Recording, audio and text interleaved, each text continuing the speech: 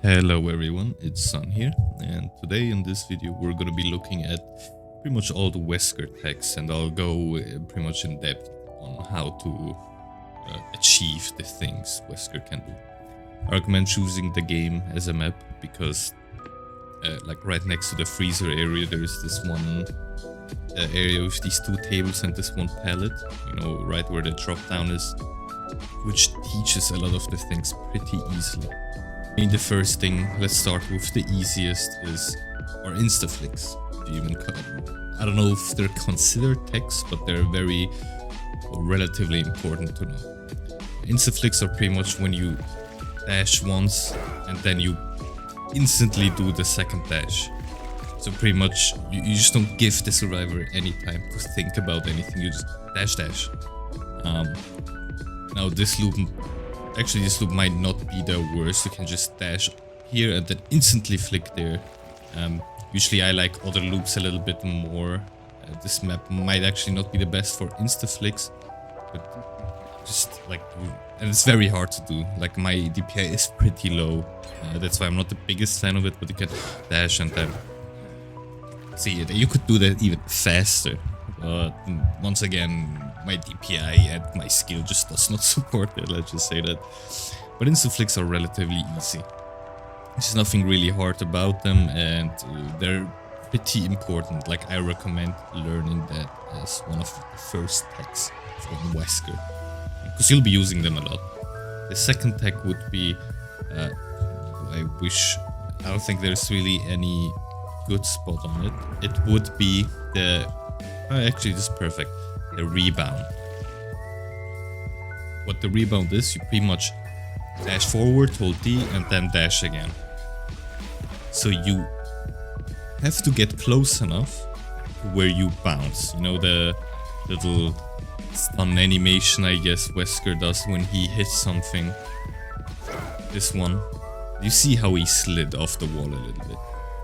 To amplify that, I guess, you have to press D, or like the direction you want to go. In this case, it's obviously D, and it kind of slides you across this wall. And then you turn around and do the second dash. Once again, this is pretty easy. Just get close to the wall, not too far away, because obviously if you don't hit the wall, there's no rebound. You have to walk over, and you give ample time to the survivors to actually do something. This is once again, like I'd say, on maybe 80%, maybe less on maps, you can use the rebound, especially in maps like RPD where like there are a lot of walls. You can just go do the rebound and then this, and a lot of survivors just don't expect. They're like, hey, where's this guy looking at? If he dashes here, I can react, and then they don't expect you just sliding across the wall. Once again, a very, very easy tech and something I can recommend. The next would be Skinnybert. Skinnybert's a little more different. How Skinnybert works is, I mean, first of all, we have to understand how Wesker's ability even works. When you pull out your ability, just imagine a line in front of you, just going forward, straight where you're looking at. Like till, I guess, to the max range of your first and second dash. Just imagine that line. The second I trigger the mount, I press left click, that line, I guess, will be set in stone, if that's how you say it. It's kind of in the game, the game detected that as your dash, and no matter what happens after that, the game will still have this dash. Like let's say, for example, to make it easier, I'm sorry for my horrible explanation, let's say I dash here, there's nothing in front of me, so the dash will go through perfectly. Let's say the entity or whoever just puts me right behind here now, and obviously there's an object here, but I press left click here and the game still thinks that I will just go forward, nothing will touch me, I won't bounce into anything. So when I hit the wall here, kind of slide across it, because the game still thinks I will touch nothing. So but there's still collision obviously, and to kind of make it work, it just pushes you to the side. This will be important for the Hugtechs as well. What Skinnyberts do is you kind of dash somewhere And you know damn well there's gonna be some objects. Now this might obviously not be the best example, the bots are already done with the game as well. I don't want to start chase. Let's go down here. For example, this is the best area to learn, I guess. When I dash here, there's nothing in front of me. And you saw how I kind of slid across this wall, then I slid across this wall. And that's pretty much the Skinnybert, like Albert Wesker, but skinny, let's just say that. So you slide across this, and in a lot of loops, you can just wiggle yourself through it, or not loops, rather like objects. You just wiggle yourself through and get like a cheeky little grab on the survivors.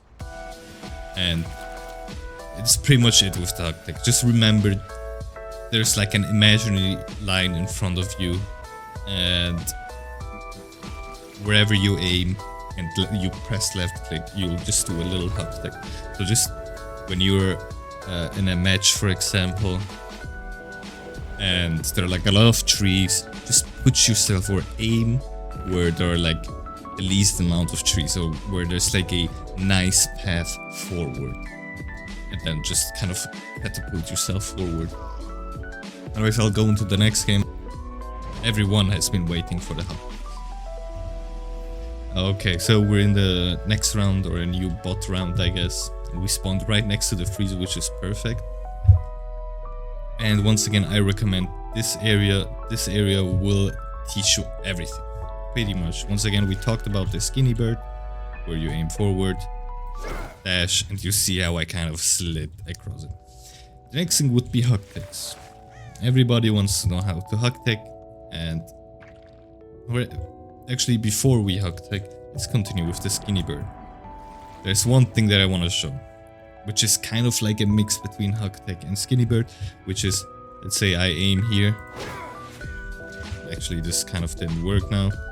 But what you can do is, if you're close enough to the wall, not too close where it kind of bounces you off and stops your dash, but close enough, it will put you far enough to just make you dash right there. Let's see. Like this, for example. This is, I don't know if I should call it a Hugtech, a Skinnybert. I'd call it a Skinnybert if I'm being honest.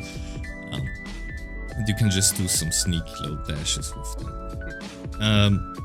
Let's go to the Hugtechs, I guess. Let's wait until my ability recharges. The Hugtech, a lot of people tell you to Hugtech like this. Like, just stand next to like the object you want to Hugtech, walk to it, and then the second the trigger bound disappears, press left click. Yes, it's true, but you have to think about what Hugteching even is. It's a pretty much frame perfect input, and this is a little too hard to do, just to, you know, walk over and then press left click. And I've tried so many times to do it like this, and I could not do it at all. I still think Hugteching is pretty hard. Is it useful? Yes, in some cases it is. Is it more useful than something like Rebound or Skinnybert? I won't say so, no. But a easy method to Hugtech is to stand in front, or like a little bit farther forward, if you know what I mean. Like, what a lot of people tell you is to stand behind the object, and like next to it, but behind it, so you don't collide with it at all until you do the Hugtech. What I would tell you is to stand pretty much right next to it, and when I press left now, it kind of pushes me backward. You saw that? The easiest way to Hugtech, I guess, is the second it pushes you backward, you press left click. Let's try it.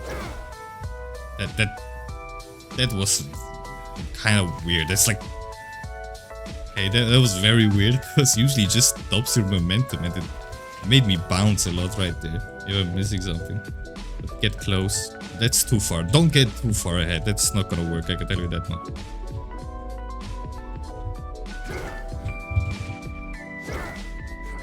Okay, yeah, the Hugtech worked there, but the issue is there are the boxes here. But you see how hard it is. I can assure you, do it in this method. Like, once again, push yourself a little bit forward. That's a little too much. until when you press left or right, it pushes you backward like that. And then this kind of the second it pushes you backward, you press left click. It is so much easier than to stand like behind it and then do it like this. Way easier. I can tell you that right now. You'll get a Hugtech way easier like that and in less attempts. It is very hard though. Like it's obviously no joke. I think it might be because I'm looking at the table. Let's go to another spot. A spot that is a little bit easier to do Hugteching on. If I can find it. Here. This is perfect actually. This might actually the best Hugtech spot. Yeah, see how I did it instantly? It is really just... do it here. I think it's better than down there. And once again, just stand a little bit in front until it kind of pushes you backward like that when I press left. I'm not pushing back, I'm just pressing left. And then... I have to look straight, obviously. And then you press left click the second you kind of reach the thing. The last thing I want to talk about is Urobending, which pretty much you... That is not how it works. The way it works is when you dash, you will do... you just look to the side. Like this. You saw how I look to the side while dashing. You do that pretty much. And you just have to catch the enemy, obviously. The survivors. What that does is, let's say there's like this big space here. You saw I mean, now is I would have hit her no matter what. But what Urobending does is you just look to the side. Let's say there's this big empty space here. You know you won't hit anything. You just look to the side while sliding, and when you grab a survivor, you kind of hit them to the wall or to the hook or whatever, to another object. I was just leaving this poor Ripley alone. But that's kind of how this... Nice. But yeah, these are like the main things of Wesker, the main techs. Do you need to know all of them? No. I can tell you that right now. No, you don't. What you need to know, or like the main thing, let's kind of prioritize them. One thing I would say is Urobending. I think Urobending is like it can come in pretty clutch, let's just say that. The next would be Rebounds. It's such a good anti-looping tech, I guess. It will help you so much in some loops where you're just like, yeah, I can't do this. I don't use it that much, it's because I'm kind of stupid, let's be honest. The next thing would be Skinnybert. Skinnybert are pretty good, and the last, I would say, like the last in every scenario, Hugteching. I think Hugtech is incredibly hard to perform. Obviously, the more you play Wesker, the more you train, the easier it'll get. And then if you can use it consistently, then I'd say it's worth it. But right now, I'd say just learn the other things first before you learn that, and it'll be so much easier. Try it in a custom game. Just click down here to match management, choose the game map, press on apply changes. Please don't forget, I always forget.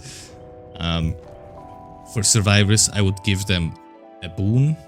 Circle of Healing is fine, I guess, and then no mither because of the perk Thanatophobia. It just slows them down a lot, and the Corrupt Intervention to slow them down even more. I brought these two add-ons. You'll need to bring the add-ons. I would bring these leather gloves though, because they'll decrease the cooldown of your ability. So yeah, this is pretty much the Wesker guide. If any of y'all have any questions, I will answer them whenever. So yeah guys, thank you so much for watching. I wish you all a great day, morning, evening, afternoon, whatever. We'll see each other in the next video.